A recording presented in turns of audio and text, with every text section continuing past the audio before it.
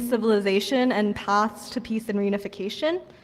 This is Friday, March 17th, A Civilization of Peace, Korea's Past, Present, and Future, where we're having an evening of art, film, and culture to celebrate the ancient and modern contributions of the Korean people to world humanity. So yeah, this year is the 70th anniversary of the Korean War Armistice in 1953, and also the 75th anniversary of the founding of the DPRK, the Democratic People's Republic of Korea. We want to lift up the call for peace among the American people today to discuss the situation on the Korean Peninsula and to seek paths towards peace for our city, our nation, and our world. And so many of us worked to organize the event last year, and so in some ways this event is a follow-up to Korea, Vietnam, and Afro-America, but actually the world has changed a lot since then. And as the event has been building to fruition, we feel that the time to talk about peace in the world moment has grown more and more urgent. This current administration acts belligerently, antagonizing the whole world with unacceptable demands and provocations, and then blames the situation only on others, never reflecting within. So basically, we need to discuss this, and we need to decide democratically among ourselves, the people, to decide what's right. And so Anna's going to read the appeal. All right, hi everyone. I'm going to, some of you may have already heard this appeal in various iterations, but I'm excited to share this with all of us. And yes, it is called An Appeal for Peace on the 70th anniversary of the Korean War Armistice. Because this year marks, the 70th anniversary of the armistice that produced a ceasefire, not an end to the Korean War. Military tensions are higher than ever on the Korean Peninsula, threatening both the North and South, the surrounding region, and the entire world with prospects of nuclear war, which have escalated to a frightening intensity. This is happening in the context of a rapidly changing world. New political systems and economic relationships are rising from China and Russia to the rest of Asia, Africa, and Latin America, while the US-led world order flails in an attempt to contain them. In the West, these developments have been framed as the resurgence of rival power blocs and a new Cold War. However, we in the Saturday Free School take the side of peace and instead view these developments as the realization of greater humanity's strivings to finally overcome the age of empire and Western hegemony, to bring forth a new era of world democracy. In light of this special historical moment, we urgently raise the questions of peace and humanity's common future to our sisters and brothers, the American people. We, people of the Korean diaspora and of America, aspire to reclaim and synthesize the best of the Korean and American civilizations, both of which have contributed to the forward march of humanity and must do so anew for our time and generation. Korea's deep history is unknown to many Americans. We understand Korea as a unique and ancient civilization, originating approximately 5,000 years ago and characterized by the development of its distinct language, state, and culture. We believe that the Korean people are a people whose culture is anchored in a deep understanding of peace and its singular importance. Throughout their history, Koreans largely remained in the peninsula, surrounded by larger powers, and never invaded their neighbors in China, Russia, or Japan in aggressive wars. Rather, Korean historiography conceptualizes the development of Korea and its people as one of progressive unification of the peninsula over the centuries, towards a centralized, cohesive, and strong state. Peace and unity have long been understood as an absolute precondition to the prosperity and well-being of the people. Many of the greatest works of Korean art and culture, as we've seen, take peace as a thematic ideal. On the other hand, Korean art and culture have been thoroughly plundered and devastated by war and invasion. The past century of Japanese occupation, followed by the Korean War, disrupted the development of the Korean civilization and left deep scars on the people, including Korean Americans. The subsequent division and artificial separation of one people who share a long history and a common destiny has also profoundly hindered their capacity to reach their full civilizational potential. Our event is an earnest attempt to understand the Korean people in their entire possibility, and in turn see our own humanity and capacity reflected in them. As a result of the unended war, South Korea today is occupied by the military of the United States, while North Korea is the most vilified, least understood state in the West. Despite this, the North has withstood 70 years of maximum military, economic, and political pressure from the US and collective West. It has maintained the sovereignty and legitimacy of its state, which has provided for its people a much higher life expectancy, level of education, and overall quality of life compared to other countries with similar GDP per capita. How was this possible? And what does it mean, given the changes taking place in the world today? If we are to make a contribution toward peace and reunification, it is the North which will require the greatest reconsideration and new understanding from our part. North Korea is a country posed as a geopolitical enemy of the US and as the philosophical adversary of democracy. The US ruling class and its allies in South Korea frame North Korea as an isolated enemy frozen in the Cold War past. But we assert that it is the continued military presence of the US in South Korea that is the true anachronism of the Cold War, which only a handful of elites seek to revive. Asia is moving beyond its centuries of subjugation to the West, and North Korea is a country uniquely suited to this emergence of a new stage of history, with its long ties to humanity's non-Western majority and world peace and progressive movements. In this light, we see the South Korean government's continued acceptance of US occupation and the broader neo-colonial dynamic of its relationship with the US as a remnant of a decaying epoch. This relationship must instead evolve with the times and in the true interests of the Korean and American people. We see this possibility because in the South, in spite of decades of dictatorship and brutal repression, a rich history of people's movements arose whose spirit can be recaptured for the present times. Figures such as Moon Hee-kwan and Im Soo-kyung reached towards the North, seeking peace and reunification, framing peace as an issue directly for and from the entire Korean people. They acted in a spirit of good faith, openness, and courage, with the conviction that Korea's division was and remains today an aberration both irrational and immoral, which had to be overcome by the spiritual, ideological, and civilizational reunification of the people. They recognized that the democratization movement in the South to overthrow military dictatorship was fundamentally interlinked with the fight for peace and against imperialism.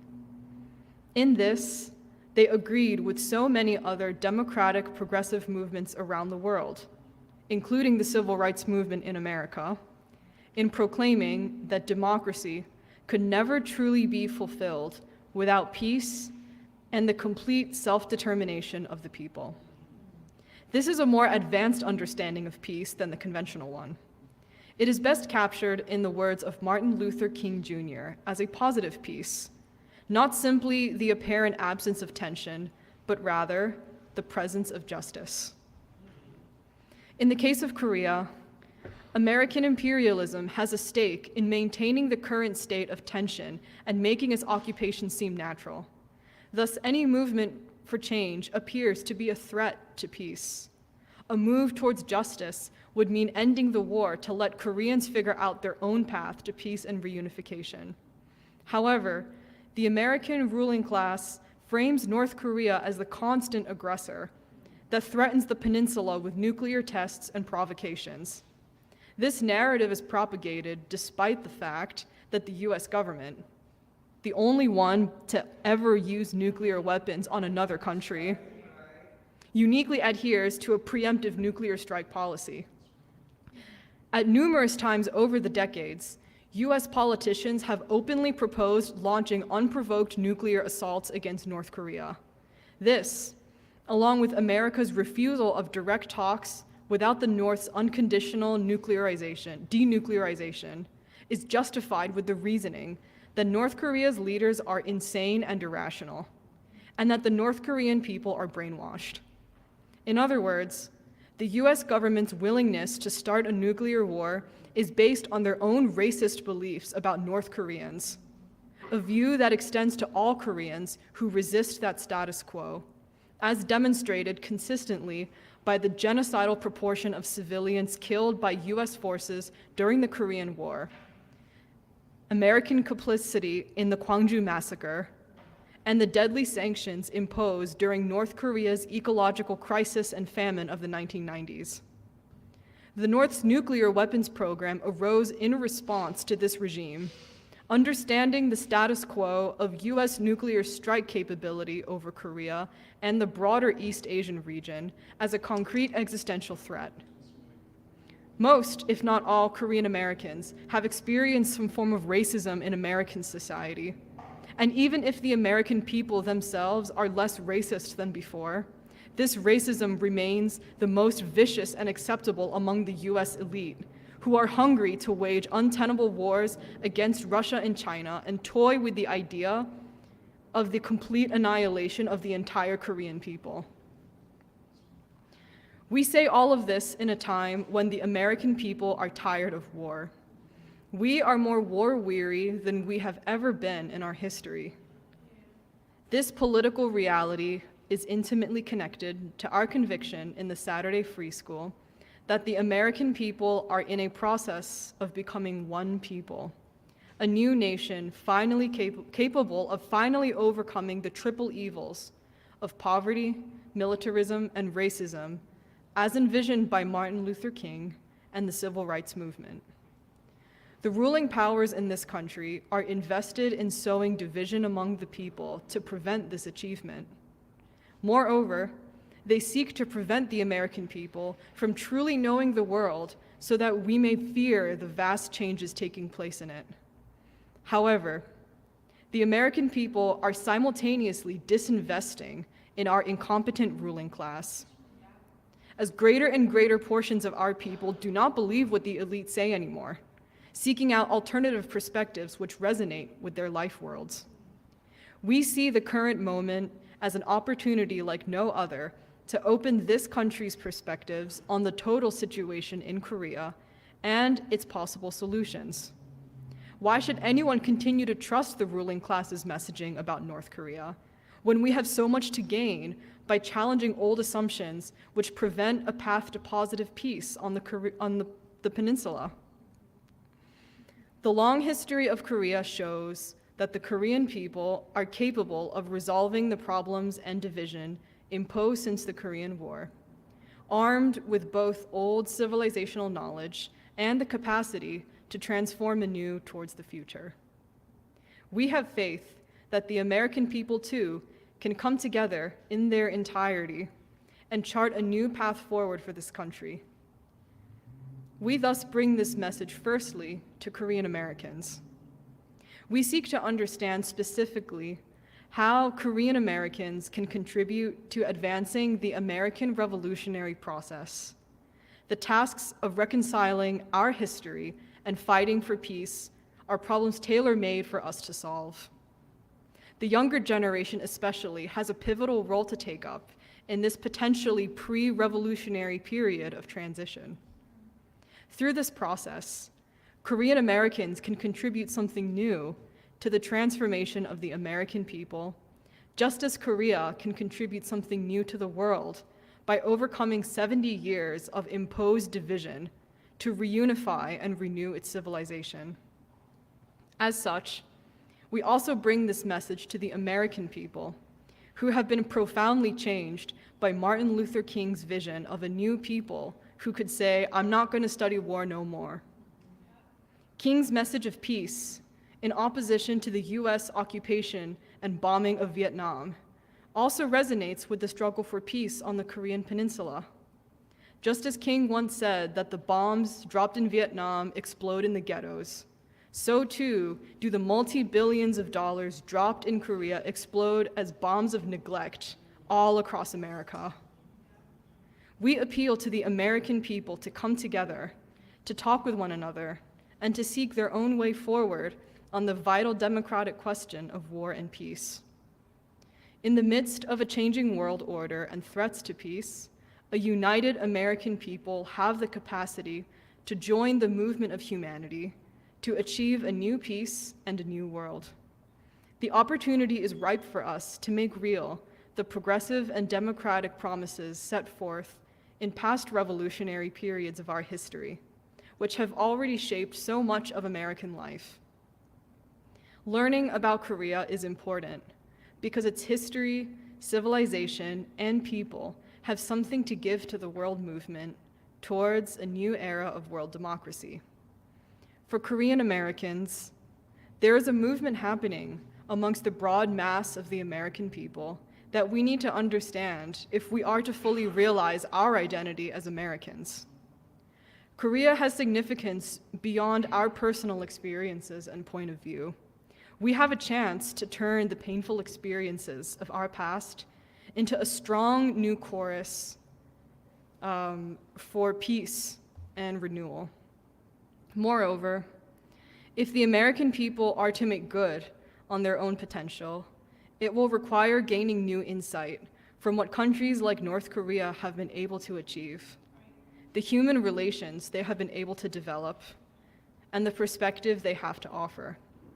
We believe, ultimately, that Korean civilization is not a throwaway object to be trivialized or abandoned.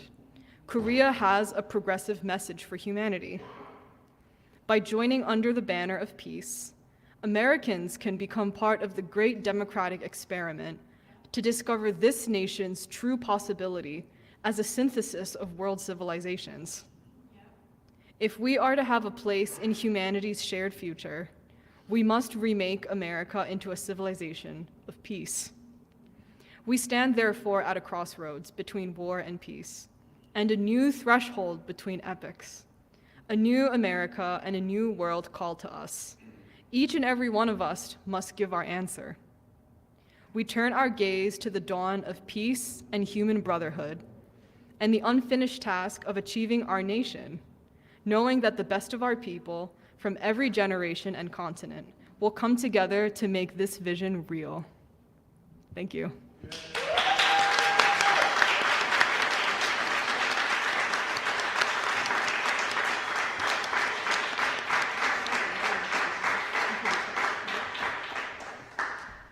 So with that, we just want to have some brief remarks on our art exhibit and also the documentary we'll soon be showing. So I think many people got a chance to browse the exhibit, and it'll be up all day tomorrow, so we encourage you to come back. We'll be starting from 10, and we have a full program till 5, and the exhibit will just be up as is. I feel like I don't actually have that much to say about the exhibit because so much of what we were striving for was captured in the appeal, actually. But I think the main thing is that our free school events usually have an emphasis on art and culture in some form. We usually have dance performances, cultural performances, and art exhibits. And I think this time the art exhibit really expanded, much larger than we were used to or expecting. But the thing is that we wanted to make the ideas concrete. We wanted to show the historic achievements of the people and of civilization, and to bring that energy and that memory into this space. We want to set a certain tone with what we actually aim to achieve, like the practice that we have to have.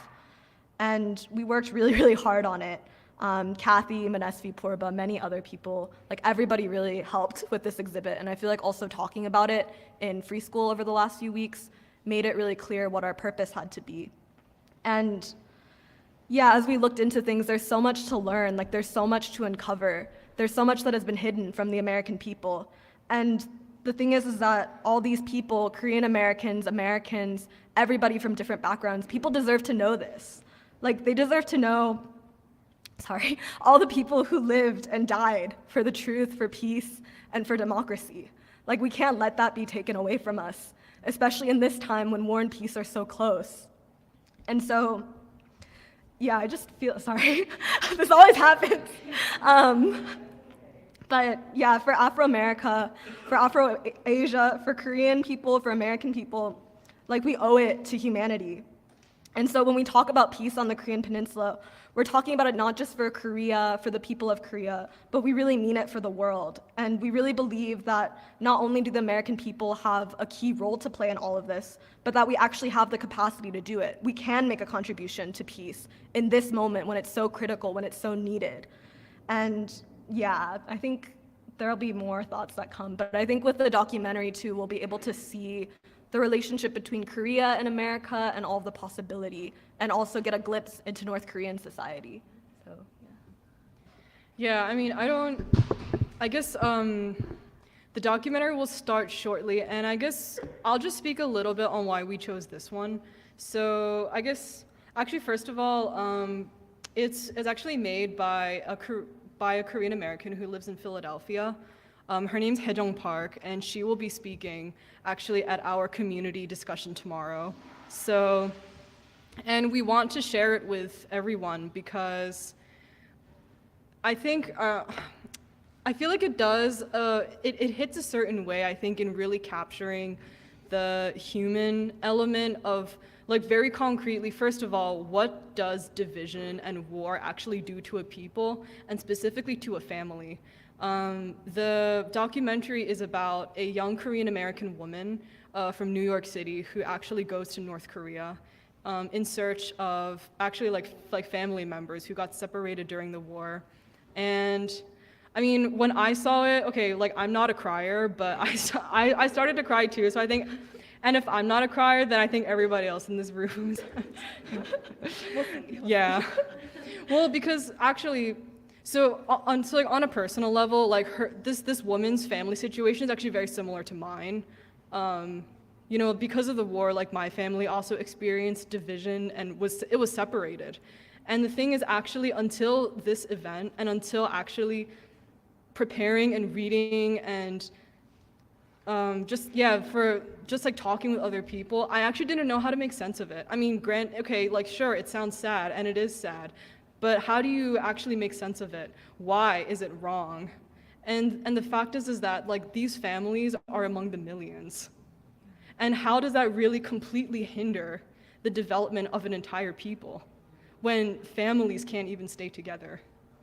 So, yeah, I don't have too much to say aside from that. We like it because it really, I think, opens people's hearts to actually, first of all, as kind of banal as it might sound, to seeing actually, like, North Koreans as humans and seeing having us connect with ourselves. How can we see ourselves reflected in that? And I think it'll also be a good preparation for tomorrow as we discuss some more heady topics about the development of North Korean society, more like ideologically heavy things. But I think we actually can't get there. It becomes too easy to get lost in the academic details of these things unless our hearts are open first to why we're doing this at all. And it's because of humans, which is why we're all here. So I guess that's all I'd say. yeah, please enjoy.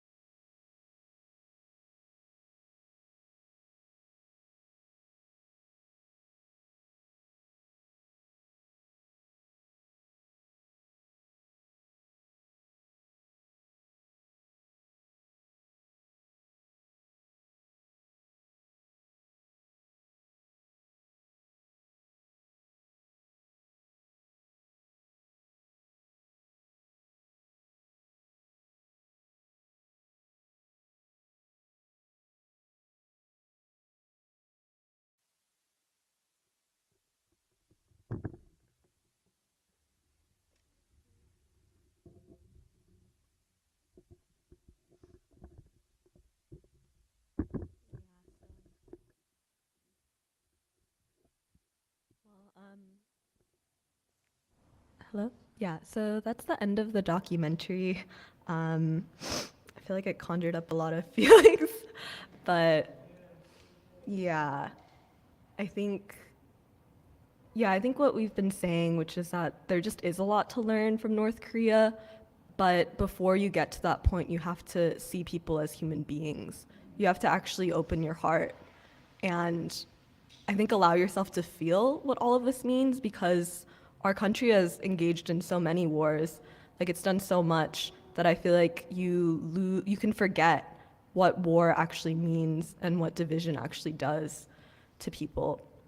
And yeah, and I feel like the thing is that there is so much that we can do, that the American people can do in all of this. And so this is basically the end of our event for today, but we'll be meeting again tomorrow morning. We'll be starting at 10 a.m. sharp, so feel free to come 9:30 earlier, please.